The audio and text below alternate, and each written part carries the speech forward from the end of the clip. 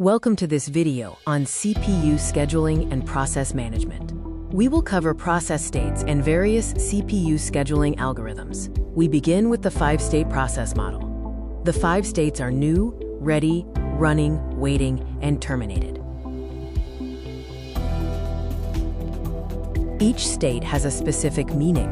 New is when a process is created. Ready means it is waiting for CPU allocation. Running means it is currently executing. Waiting indicates waiting for I/O or an event. This diagram illustrates the flow in the 5-state model, showing the transitions between new, ready, running, waiting, and terminated states.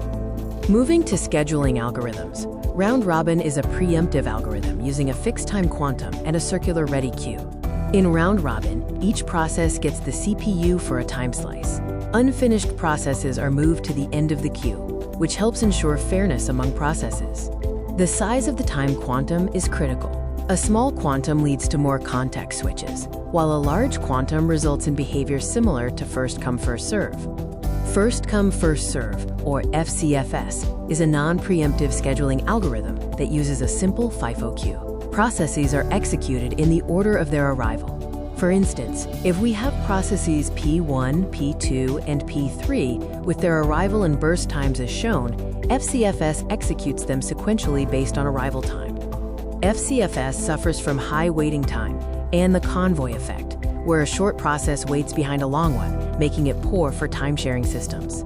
When evaluating CPU scheduling, several criteria are important: CPU utilization, throughput, turnaround time, waiting time, and response time. Comparing algorithms, FCFS is simple but inefficient. Shortest job first aims for minimum waiting time. Priority scheduling handles important tasks first, and round-robin is fair and responsive.